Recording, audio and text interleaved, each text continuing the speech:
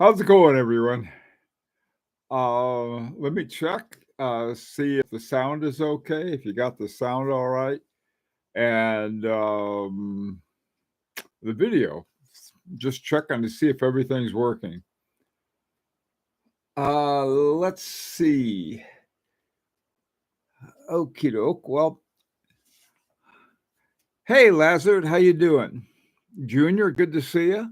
How are things in Michigan? We wear the mask. Great. Thank you for letting me know, mask.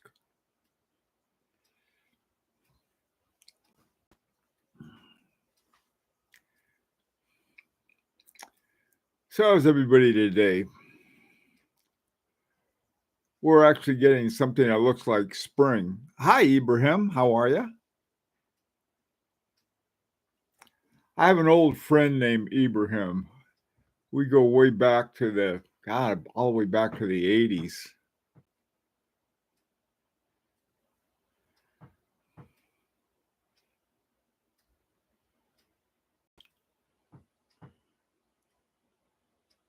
It's nice in Dallas. Boy, I tell you, we're we were supposed to have nice today and not so nice tomorrow, but it's looking like they're both going to be pretty nice. So I'm all for that. Oh yeah, good. I tell you, there have been so many here. It's sort of like it's been winter one day, spring the next, back and forth. So we're on a spring day. Oh, it's great in Toronto too. Good.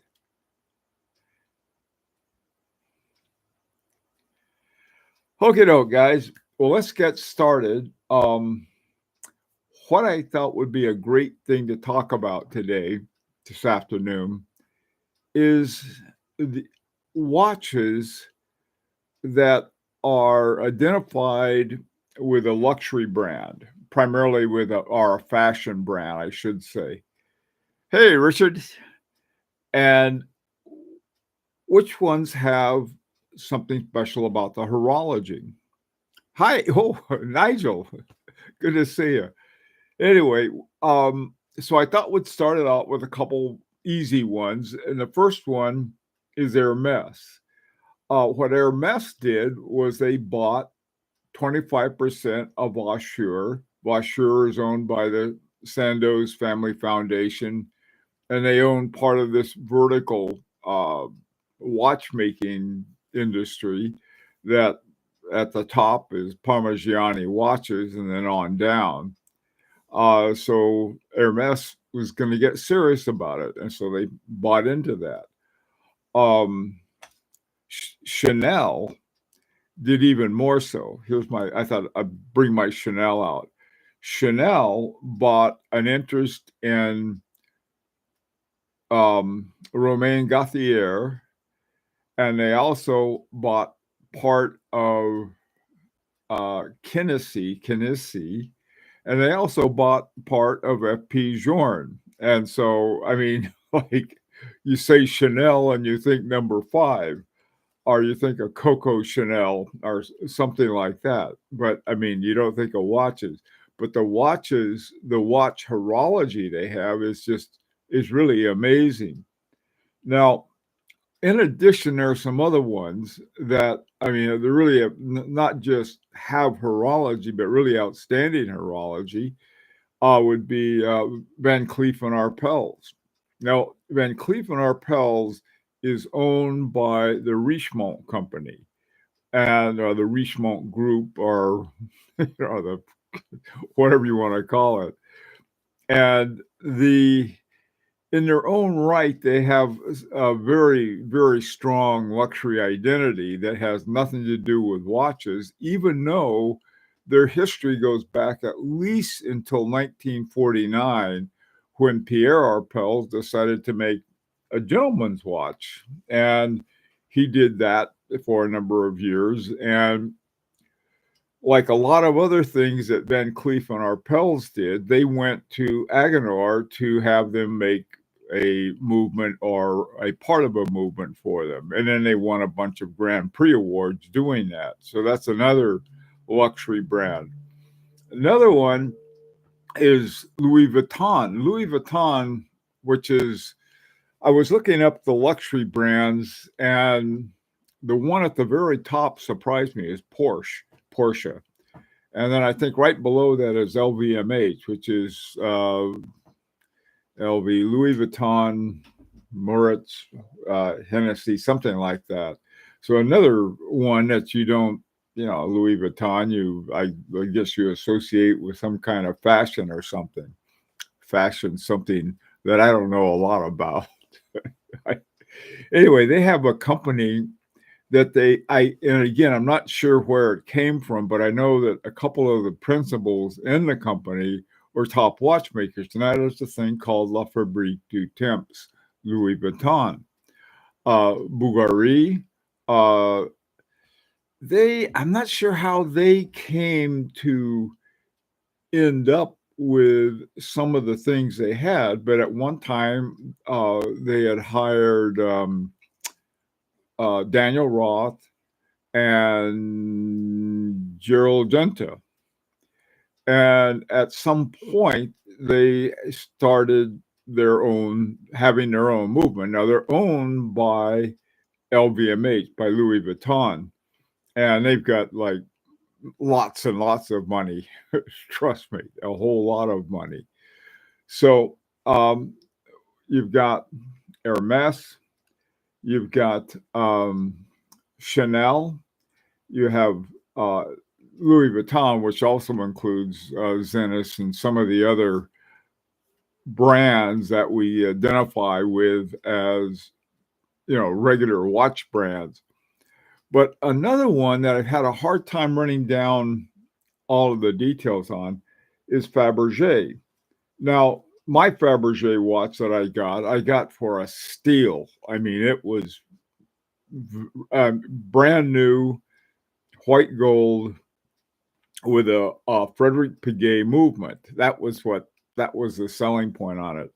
And it's been one of those watches that every time I wear it, I enjoy it. I can't say that for every watch, but I can for this one. And at time, it keeps wonderful time. And so the more we look at these, the more we can discover. And the good thing about it is what I call intentionally ignorant watch collectors. All right. These are people who look at the brand, and if okay, that's enough. It must be good if it's this brand. But a lot of the well-known brands have cheap movements in them. And so here we have sort of a flip-flop where you have some of the fashion brands are the things we identify with fashion, and brands like Louis Vuitton and Chanel and certainly Fabergé are certainly identified more with fashion or jewelry or something like that. But then you take a look at the entries into the Grand Prix and you follow those up a little. And, so suddenly Van Cleef and Arpels, even though they're owned by Richemont, they go and they get the best watchmaker in the world from Agenor. And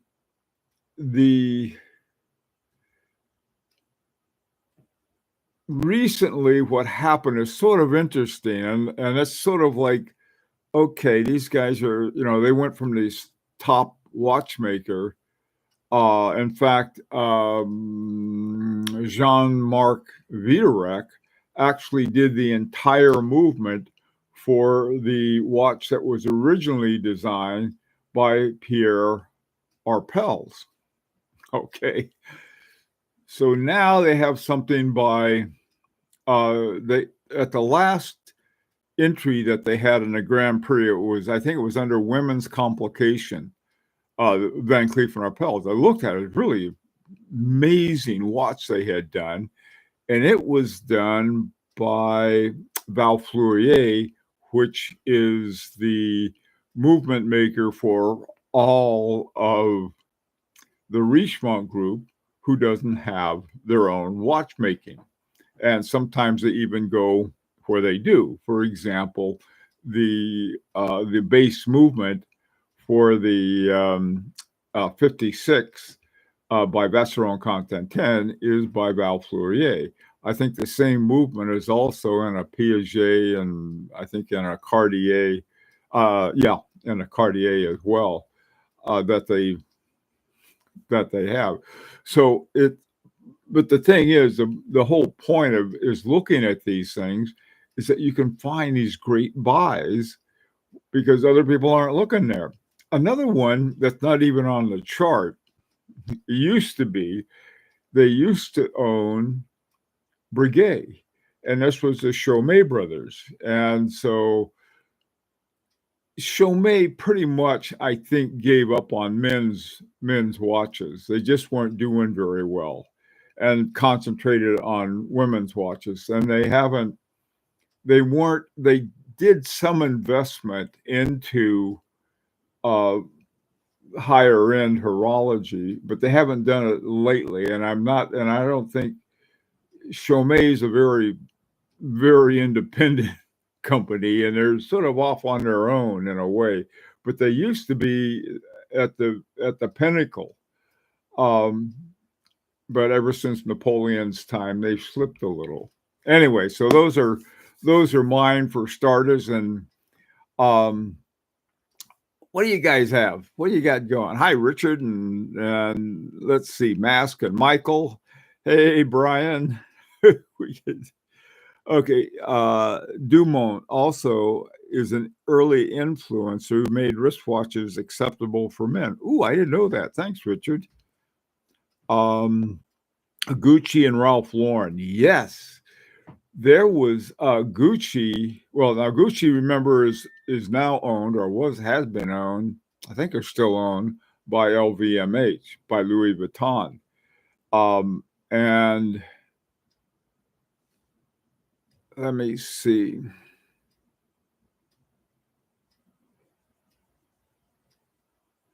Yeah. Ralph Lauren didn't do too much. They have one watch with a really very strong movement in it. I forgot which model it is, but finding a really interesting watch, there is one by Ralph Lauren, and I forgot that one, but that's a good one. Yeah, well, here's the thing, Mask, or we wear the mask. You got to come up with your nickname is Mask from now on. So hard to refer to you. What it is, they're not all the same. I mean, just like you take Breitling, very few of Breitlings have their own movement. Most of them are ETAs and they have a B designation. Same thing is true with a lot of IWCs. Of course, Tag Heuer, you don't see too many Heuers in the Tag Heuers. So you have the same thing with some of these luxury brands. Now, some simply slap their name on a cheap movement. They don't care about the movement at all. They just want to have something that says Burberry or something like that. They really don't care too much about anything else. Others do, though, and that's what the fun part is finding out which ones do. The other thing about it is that the luxury brands are, in terms of their own history, are jewelry makers, and as a result, they've got no problem with jewelry. This by Chanel, or even better, my Chaumet Dandy. Now, Chaumet Dandy's got a ETA-based movement, but then they have this special gearing by Agenor. So I don't know, but it's fun to sort of to find out about these things. I think that there was actually only one watch I know of by Ralph Lauren that has a really cool movement in it. So anyway, it's like the reason that, and when I use the term ignorant, I don't mean stupid. I mean people who do not inform themselves or don't bother to inform themselves. Okay, They have a certain list of watches by ones that we all recognize. We all recognize Rolex, Patek Philippe, Vacheron Constantin. These are, and you know, very much likable watches. But they're the thing is that beyond that, there's so much more that's so much more affordable. And in some cases, especially when you get down to the casing of it, this is by Fabergé, the same ones who made the Czar's Fabergé eggs, and the everything about it is as a piece of jewelry, it's quite nice. In addition to the fact that it's got a good movement in it, and that I think is that is to find the high, not high horology, but pretty high horology. Some this is high horology. Romain Gauthier was one of the guys who helped build it. And for the movement, they put 8 people on the same movement. Larique, we have one watchmaker who makes these unique movements for us, which is probably more than a lot of others have it. And so, you know, but eight watchmakers. Okay, we're going to make a movement for this. We'll get 8 guys together and have Romain Gauthier help us out and use all of his parts. Anyway, Hermes HO8, plenty of variants to choose from. Yeah, Brian, that one is one of my favorite Hermes watches because it's sort of like it's a regular guy's watch. That's the sense I have of it. As opposed to being anything much more than that. But the other thing, the other side of Hermes is that there are some really cool ones if you look around for them. The Hermes dressage has 10 different versions, some of which do these crazy things, and they're hard to find and generally more expensive than not as expensive as, you know, one of the ones by, the AHCI watchmakers, not the elite independents, but just as good. Hey, talking timepieces. The last Universal Geneve, the Senate had a Valjoux 7750. Okay. Didn't say the company. Van Cleef is awesome. Yeah, it's true. They're also expensive. I was feeling guilty about having a Van Cleef and Arpels watch. I thought, well, I'll get my wife a little trinket. My God, I'll tell you, I went to their place on Fifth Avenue. just a little bauble was very dear. I'll put it that way.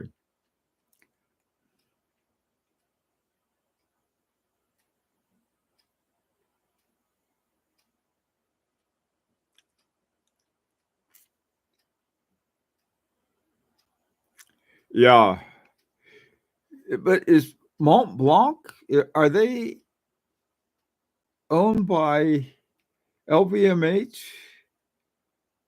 or is Mont Blanc part of Richemont? I'm not sure. One thing you don't like about Cartier and Hermes are open backs, is they repeat their logo across the plates. Yeah, that is annoying. I know what you mean. They got all those little H's all over the place. They got a lot of that on their bags and stuff. Somebody pointed out that their handbags are more expensive than their watches. That is like doubly true with Hermes. You get a Birkin bag or a Kelly bag. They're usually 20, 30, up over $50,000. Those things are crazy expensive. Hey, Paul, how you doing, man?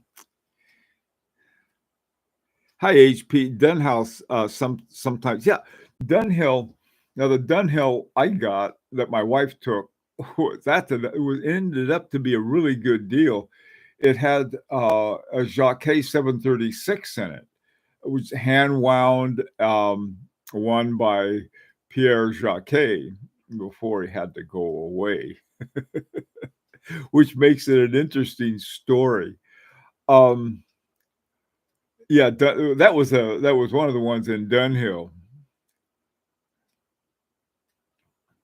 You can call me Ayub. Ayub? Like Boya backwards. Okay, Ayub. Mask. I like Mask. I can see your name. Hi, Eric. My Chaumet Dandy. Oh, you have a meta room. That is even amazing. That is another amazing watch. Yeah, the Chaumet meta room. They're hard to find too. That is a nice watch. Yes, that thing is a rare bird. What a neat watch. Yeah, most people say, "Oh, what is that?" We learn about those things because we're looking at them. That's all you have to do is like pay attention. Hey, James, I really want a Fabergé, but how do you make sure you're not getting an ETA movement? This is crazy. That's a good point. One of the things that, well, first of all, look in the back. I had to take the back off of this. And before I got it, there were certain models and found out what was in this particular model and so forth. There was a name that Fabergé had for it, a Fabergé caliber name. And then I found out what was that caliber name. And then that turns out to be I think it was 1130, the Frederick Piguet 11, I think it was 1130. It could be wrong. But then they had all of these different versions of the 1130, some running at 3 hertz and some at 4. Well, I had strapped this into a time grapher and knew that it ran at 4. And so I was a little nervous about it because I do like 3 better. But this one I happen to like. Doesn't matter because I like it so much. I'm thinking of getting a Manley Hermes HO8 to balance my lack of manliness with my Chaumet Dandy. What do you mean? Only a manly man can wear a Chaumet Dandy. They don't.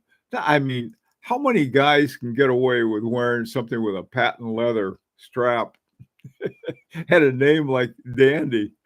Oh, those things have macho all over them. They're more like they are definitely a James Bond in a black tie. Also, Fabergé has available is a regulator with a manual wind. ETA, probably not. A manual wind is more likely to be something other than an ETA. You do have some manual wind ETAs like this 68, what is it? 6497 and 6498. Now, those are both manual wind, but those are big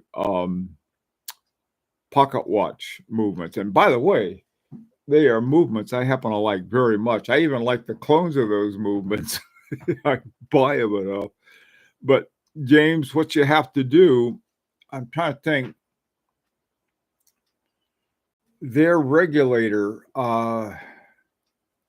I doubt for some reason, I doubt very much that it's an ETA.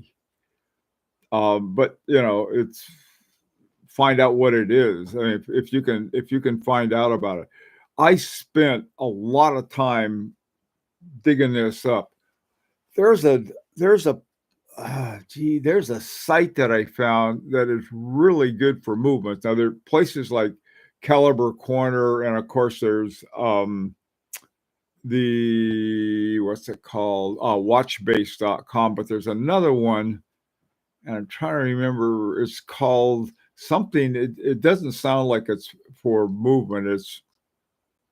you put in enough movement numbers, it'll come up. It's called like excellent or exquisite horology, something like that. I'm not sure exactly, but you can, do some digging on those things. A manly dandy. There you go.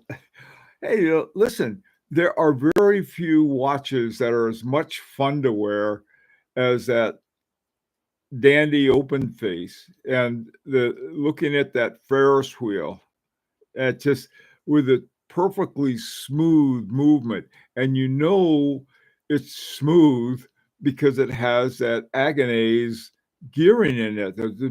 I swear they're the biggest Agonese gears that I know of. And so you see this thing based on a Paris Ferris wheel slowly going through. The thing of it is, it's almost like showing off. That's where you have the eccentric seconds. You have that little jumpy thing that you get sometimes, and the more eccentric it is, the more jumpy it is. Not because it's eccentric. Well, I guess so. By eccentric, they mean the further away it is from the gear train. And so here you got the thing out here with this. Well, in some of the models, it's a second hand, but in that one, for some reason, they put it as a Ferris wheel, which is, so yeah, these things are so much fun. People act like it's not okay to have fun. I think there are a lot of very popular brands and watches that just are a lot of fun. It's not a 6498 open case. It looks very complex. I tell you what, James, do you have the reference number on that? Why don't you write down the reference number and I'll write it down and see if I can find out something about it. Hey, Eric, some older generation Cartier Pasha chronographs are excellent bargains, especially the ones equipped with a Frederick Piguet caliber 1185. I would say so. Good call, Eric. Yeah, no, see, the thing is that I don't know. This is for their watch collectors and their watch collectors. Somebody who collects watches to flip, they enjoy flipping. I've got they know about flipping. They know about the price of a watch, and they know which ones they can buy and they can sell either for what they paid for it or more. Just sort of churning them through, but oftentimes they don't learn very much about horology, and that's fine. I mean, if they get a kick out of that, other people with a sort of certain brand, is sort of a brand herd, and they'll go off and do whatever the brand sort of seems like the thing to do.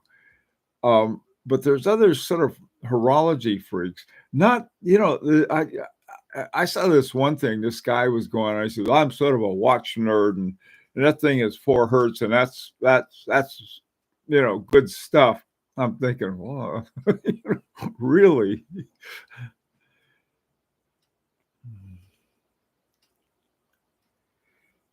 Okay, so what else you guys have? You have some good ones so far. What else you got?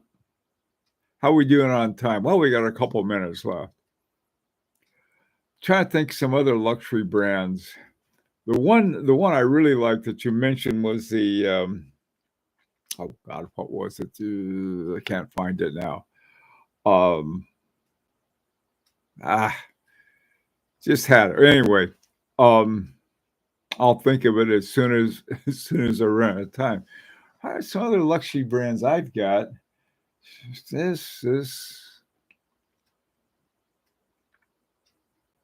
Fabergé. Oh, okay. Thank you. I will look that up and dig it up. That sounds like a fun thing to do. FAB 212, and it's a regulator, right?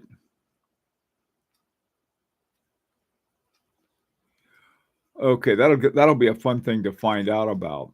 And if it's gone by the time you get to it, you'll know who's got it. that was a rotten thing to do. Oh, what is it? Ralph Lauren, that was one I was trying to think of, Ralph Lauren. The reason I couldn't think of Ralph Lauren is that Ralph Lauren and high quality movements just isn't there. MSRP 27,200. This one had, I think this one was the MSRP on the Alexi was something like 15, I think. And I was able to get it brand new for under 5 after very little negotiation. In fact, I just said this one company was trying to, I guess clear the stock out, and I popped along, and there it was, and it was 6,000 something, and so I thought, well, lowball just to see what happens, and lo and behold, they took it, and I couldn't be happier. I know that's irresponsible. Sorry about that, and I don't want to be a bad influence. Sorry about that. Anyway, guys,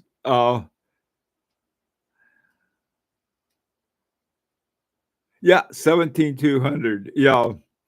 Yeah. Oh, I tell you a couple things about these things. Do 2 things. Don't drag your feet and keep your mouth shut. That's the way to get these. Anyway, guys, thank you for putting up with me today, and thank you for all of the cool things that you had. And I thank you very much. Hey, Chili, how you doing? Patel. There are a bunch of guys I'm sorry I didn't able to say hi to, but take care. Some of you guys will see tomorrow. Adios for now.